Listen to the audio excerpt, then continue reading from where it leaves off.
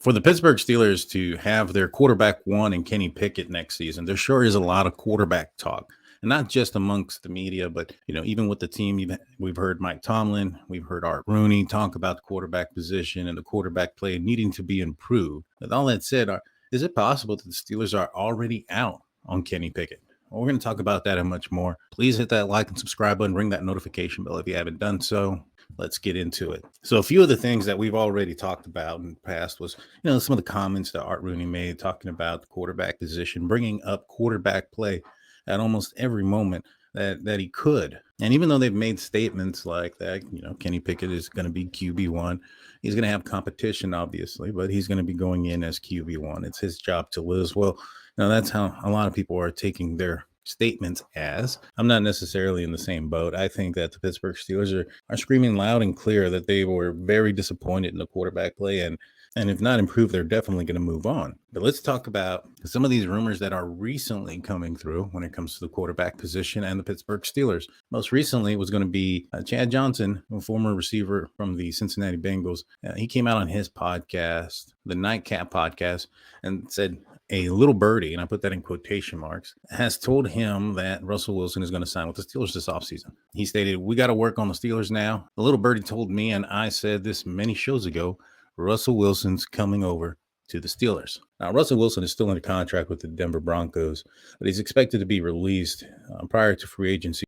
He will have a $30 million signing bonus. As if not, and his contract for next season becomes completely guaranteed. This year already, he has a $30 million signing bonus coming his way. And apparently, Denver's willing to take an $86 million dead cap to move on from Russell in efforts to kind of, just rip the Band-Aid off of that contract that they gave him. Now, what a lot of folks are thinking is that because Denver's going to be paying him so much, it's guaranteed no matter what. He might take a minimum deal somewhere else to go and be the quarterback on a one-year prove it type of deal. And that 1 year prove it type of deal could be here in Pittsburgh with the Pittsburgh Steelers. The money makes sense. I mean, the player got the pedigree. He's been to a couple of Super Bowls. He's won a Super Bowl. He lost a very close game, that had the Seattle Seahawks ran the ball. I think they probably would have won too. And the performance aspect, though, is where it comes into play with Russell Wilson. He hasn't been the best QB as of late, not even just recently with the Denver Broncos, but his last couple of years with Seattle. He hadn't been what he was previously.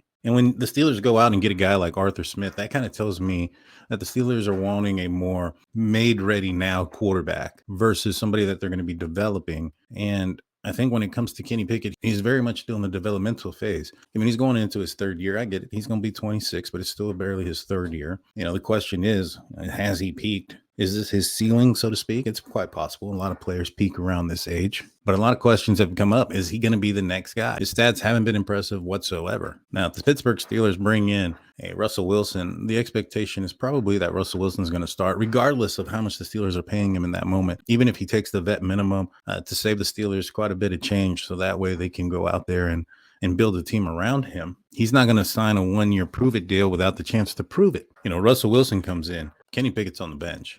And barring injury, he wouldn't see the field next year. And if that ends up being the case, then it's highly unlikely the Pittsburgh Steelers are going to sign his 5th-year option and he's out of here after year 4. I also think that if the Pittsburgh Steelers go into this with a veteran free agent at the quarterback position, I expect them to draft a quarterback in this upcoming draft. Maybe not in the first round or anything like that, but potentially somewhere in the second, third round if somebody falls. And that can be a quarterback that they can develop for the future, so to speak. And if that is the plan, I mean, where does Kenny Pickett fall into that plan? I don't think he does. Now, the other option is going to be Mason Rudolph. Now, we've heard, Art Rooney talk glowingly about Mason Rudolph and his desire to have him back. And I think if the owner wants the kid back, that more than likely he's going to come back. And you've had receivers talking about how they want him back. You've had Jaylen Warren saying how he expected to have him back. I fully expect him to be the quarterback that's going to be there at this point. But he's not going to come back and play for the amount of money that he played for last year. He's going to want an opportunity to start. And not only an opportunity to start, but he's going to want to ensure that that opportunity is real. And the best way to ensure that that opportunity is real is by being paid as if that opportunity is real. Now, we also have to count Mitch Trubisky's money.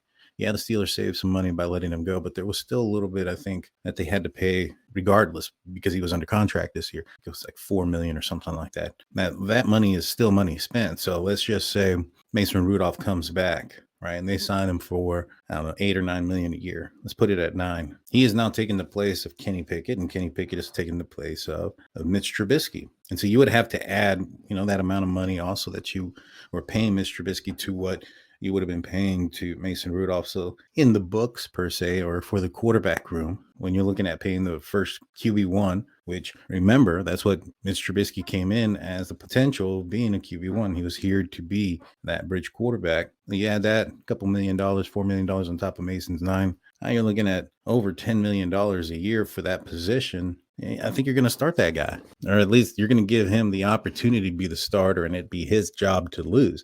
I know that there's a lot of talk about Steelers invested into a first-round pick, and they don't want to lose out on their investment. I mean, I'd rather lose out on the investment of a first-round pick if you have somebody that is worth a little bit more. Right. If it's the same product, then throw out the first rounder out there. But if you have a quarterback that shows a little bit more and you can invest into a potential playoff run and win, I think you invest into that, because that's only going to bring more fans to the stands and more money if the Steelers are winning. If the Steelers are going out there and playing boring football, playing horribly, then I think that you're going to see fans kind of start to stop showing up. I mean, it's not going to be completely, you're not going to see it empty. Obviously, the Steelers are going to have their fans there, but how many times this past year have we seen where the seats weren't as black and gold as they have been? Very first game, there was a sea of red out there. And that happened a couple of times throughout this past season. You can expect to see something like that if the performance on the field doesn't get better. Now, that's what Chad Johnson had to say. Terry Bradshaw had his,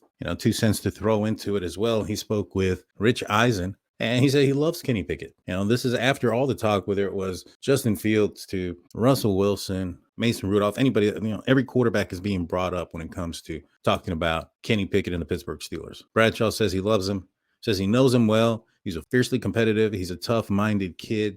Things don't bother him. Really likes him a lot. He's going to say this for the 10,000th time this year. Surround not only Kenny, but any of the young quarterbacks. And he even talks about Justin Fields. He says the kid with the Bears, surround him with talent. So surround Kenny Pickett with talent, and you think he'll do better. I mean, what does he have around him? He has George Pickens, Deontay Johnson, and George Pickens has a crazy ability to catch the ball at all areas of the field.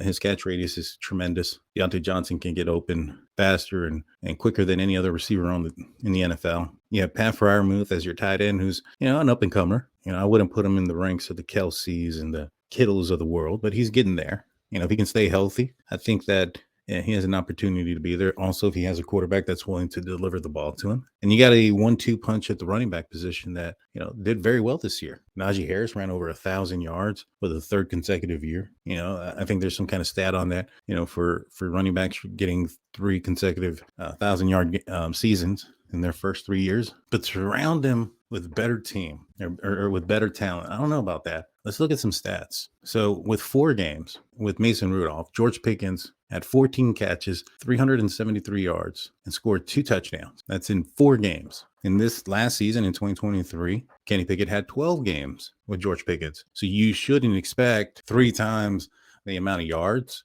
3 times the amount of touchdowns, 3 times the amount of catches. I think that would be fair. I mean, everybody's saying that Mason Rudolph is an average quarterback at best. The games that he had were average. Yeah, he had a pretty big game against Cincinnati, and they talked about how weak that defense was.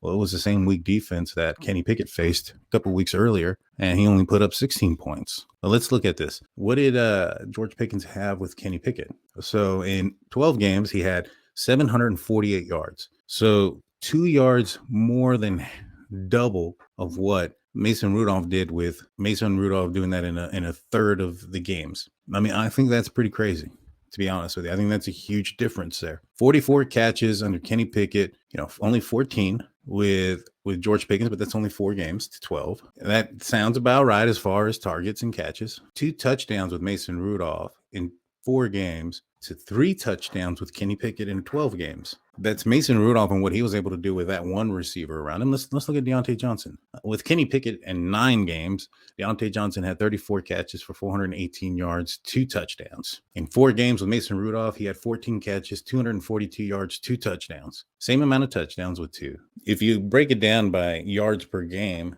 Deontay Johnson had more yards per game with Mason Rudolph than he did with Kenny Pickett. I think the stats are there with the 2 wide receivers kind of leaning with that Mason Rudolph was the better quarterback with those two guys. But did it extend anywhere else? Let's look at the running back position. In 12 games with Kenny Pickett as the quarterback, Najee Harris had 159 carries for 661 yards. That's 4.1 yards per carry, scored 4 touchdowns. And with Mason Rudolph as the quarterback, Najee Harris had 84 carries, 345 yards, scored 4 touchdowns in 4 games. The 345 yards on 84 carries is also 4.1 yards per carry. The difference is, and I know a lot of people are going to say, well, Mason Rudolph, they ran the ball more than when they had the ball with Kenny Pickett. And that is true. And there's a couple of reasons for that. One, Kenny Pickett, when he was a quarterback and the team was running the ball early on in the game, they were getting 3 and out. Yeah, Najee Harris was getting 4 yards here, maybe 5 yards there. But then the Steelers would try to pass the ball and it wouldn't pass beyond the line of scrimmage.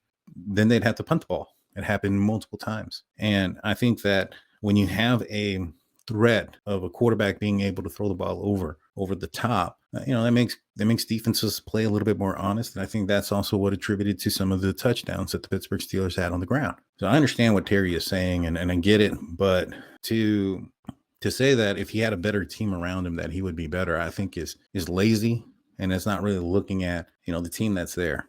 That's just coming up with an excuse because he's a first round pick that hasn't developed into anything. To me, that's what it's all about when it comes to Kenny. It's excuses. It's either the offensive coordinator wasn't doing a good job, the offensive line didn't help him, the weather was bad, the receivers are frustrated, he got hurt, he only had so many games with the other offensive coordinator. And even in 6 quarters without Matt Canada, he only put up 19 points. There was rumors that the Steelers were going to bench Kenny Pickett prior to firing Matt Canada. The writing was on the wall there, I think. And I think that the Steelers, they know football. They know what they have. And I think that if they think that this kid just isn't it, if he's just maybe perhaps a guy that's going to get you out of stadiums if the guy goes down, if he's a high-level backup, well, the Steelers know ball. They're going to know to move on from it. And we'll see if that ends up happening. I know that, there's a lot of people out there that want to see him go 3 years and see what he has without Matt Canada and stuff. I really don't think it'll make much more of a difference. But with that being said, Art Rooney's already talked about not getting any type of quarterback in some sort of blockbuster trade. So free agency is probably where it's going to be. And speaking about free agency, what are some other positions that I can see the Pittsburgh Steelers targeting in free agency? Let's break it down one position at a time that I think that the Pittsburgh Steelers have a need. Obviously, there's the quarterback position. We talked about Russell Wilson. Outside of Russell, maybe Tannehill, I think that is a player that I can see the Steelers going after. I'm not thinking that they would go after Kirk Cousins just because of the high cap that he's going to be requiring. Jacoby Brissett is a guy that's been, spoken about as well. I'm not sure about him, coming in. He seems to me to be a guy that isn't going to push Kenny Pickett. He seems like he's not going to be the competition that the Steelers are going to be wanting when it comes to that position. And that kind of goes for a few of the other guys that are out there, Tyrod Taylor, Marcus Mariota, Drew Lock, Gardner Minshew. Baker Mayfield's a little bit interesting. I don't know if I want to see him here. It's just kind of weird. I think Tampa Bay is going to end up trying to retain him. Sam Darnold is a guy also I think that maybe perhaps could find himself out here if things don't work out with Mason Rudolph. I think Mason Rudolph is going to be the target for the Pittsburgh Steelers. And I wouldn't be surprised if they end up, coming up with some sort of agreement prior to free agency or the start of free agency. One of the positions that most fans want to see the Steelers, update is going to be the tackle position, mostly the right tackle position. And I'll say that there's not really much there. There's a couple of guys that have had some injuries like Jonah Williams. Trent Brown, he's a little bit up there in age. He's about 30, about to be 31. He might be a guy the Steelers could target, but I can see this position being targeted in the draft. The next position that everybody's talking about when it comes to acquiring a player is going to be the center position. Mason Cole has been a little bit of a letdown, and I think the Pittsburgh Steelers are just kind of ready to move on from him. But this is another position that I think that you're probably going to see the Steelers address in the draft. If they follow Kevin Colbert by addressing the positions of need in free agency and in draft, kind of double dipping, then I can see them going out and signing someone regardless. But, I wouldn't put all my eggs in a basket for centers in the free agency market. I mean, there's not really much there. You have Connor Williams, who's had an ACL injury towards the end of the year, and Brian Allen, who also had an injury as well. So, these are the guys that I think that might, fill in or fit in. But in my opinion, I think it'd probably be best if the Steelers go out there and get a Power Jackson or a Zach Frazier in the draft at this position. When it comes to the offense, the last position I think that the Steelers might address in free agency is going to be the wide receiver position. Deontay Johnson there's been talks of a hold-in coming out. There's been talks of him doing another hold-in because of the whole contract thing. I don't know if the Steelers are going to extend him or not at this point. We'll see. I think that he had built a little thing going on there, with him and Mason Rudolph there at the end. But who are some of the receivers that are available that I think the Steelers might target? I know there's been a lot of talk of Tyler Boyd, because he's a slot guy for the most part, and he's really good at his job. He's local to Pittsburgh. He's up there. He's 29 years old, and he's approaching 30. We'll see. I'm not too thrilled on that. I'm not too thrilled also on the wide receiver position in the free agency, just because that position requires quite a bit of money. And every draft class for the last, I don't know how many years, the wide receiver position has been a strong class. But let's hop over to the defensive side and talk about some of these defensive players that the Steelers might be targeting in free agency. Now, let's start off with the outside linebacker position. I think the Steelers could reacquire Marcus Golden, but, he's going to be 33 here pretty soon. And, he played well last year, but Father Time catches up with all. You might want to go a little bit younger. Bud Dupree is going to be a free agent. We're all familiar with him. He's 31, and he'll be 31 throughout the season. So he's a little bit younger, and he's a guy that, has some familiarity with the Pittsburgh Steelers and the organization and what the defense wants to do. Now, if the Steelers could go out there and make a splash, Josh Allen would be a guy that, if he doesn't get the franchise tag, would be interesting to pair up with TJ Watt and Alex Highsmith out there. That would be a phenomenal trio of outside linebackers. And then obviously also Nick Herbig, or even try to move Nick Herbig to the, off-ball linebacker position. I think that could work. Because, let's talk about the off-ball linebacker position, the middle linebacker. That's going to be another position of need, coming up. I know the Pittsburgh Steelers have Cole Holcomb, Landon Roberts, and Mark Robinson, but Cole Holcomb suffered a major injury. I'm not sure if he's going to come back the same. I hope he does. I hope he makes a full recovery and is the player he was trending to be as a Steeler last year before his unfortunate injury. Landon Roberts, he's getting up there in age. I'm not sure if he's a guy that's going to be dependable for the next couple of years. I'd say he comes back for next year, but in a 17-game season at his age and as physical as he is, he suffered some injuries last year towards the latter part of the season, and for the most part, he wasn't being utilized throughout the entire season. I'm not sure how many games he's going to be able to give you if he's the guy, the majority of the time in the game. Last year, Quan Alexander kind of stepped in. He took a lot of those reps, and Landon Roberts was reduced to the third rotating guy. So I think that the Steelers are going to have to make a move in this position. I'm not sure where they can get an inside linebacker in the draft, but, if they go out there in free agency, there's some options there. You have Devin White, the Devin the Steelers probably should have gotten back when they drafted Devin Bush. He's 26 years old. I think this can be the guy the Pittsburgh Steelers have been looking for since the loss of Ryan Shazier. Patrick Queen is another guy that is going to be available on the market that I think that maybe perhaps the Pittsburgh Steelers could, go out there and talk about or talk to. I wouldn't mind either one of those guys coming in and being a member of the Pittsburgh Steelers. I think they would improve this team, and that would be one position that the Pittsburgh Steelers don't have to address in the draft if they were to acquire one of those guys. A strong safety position is another one that the Pittsburgh Steelers might be in the market for. You have Chauncey Gardner-Johnson. He's going to be available. Micah Hyde, he's a guy that's also going to be a free agent, but he's up there in age. He's 33 years old. I think the defense needs to get relatively more younger than older, in my opinion. So, maybe this is a position also acquired in the draft. But they do also have to look at Miles Killebrew. Although he is primarily a special teams ace, he also has been in the game as a safety. And last year, because of the injuries, he had to play meaningful snaps at the safety position. But that's not the only position in the secondary that probably needs some addressing. The cornerback position as well. Patrick Peterson is a guy that's going to be a question mark if he's coming back or not. And if he does, I think he's probably more suited in the safety position, potentially. I really didn't like his inability of tackling at certain points, or the lack of want when he came to tackling, which is not something that you should expect out of him. It's not something that he's done his majority of his career. He's in the last part of his career, going up against and running up and trying to tackle 240-pound running backs, 230-pound running backs probably isn't something that he foresaw, himself doing, especially at this part of his career. So who are some of the cornerbacks that are going to be available out there for the Pittsburgh Steelers? And the big one I think that people might get excited about, the Pittsburgh Steelers go out there and acquire, and that's L'Jarius Sneed, recently of the Kansas City Chiefs. And he's a guy that's played slot for a while, then he moved to the outside, shown to be a a formidable guy doing both. I think the Steelers like the versatility aspect of their secondary, or actually any player that joins them. And I think I would be excited to see him, in the black and gold. Stephon Gilmore, he's going to be available, but I think he's up there in age already as well. And the other cornerback I think the Pittsburgh Steelers could get excited about seeing is Jalen Johnson. Most recently from the Chicago Bears. He's physical. He's technically sound. In my opinion, he's got some lockdown coverage abilities, and he's never allowed a 60% completion rate in any NFL season thus far. Some of his PFF grades, and I know PFF is what PFF is, but he's coverage grade with no pressure, 86.8. Coverage grade on throws less than 3 seconds.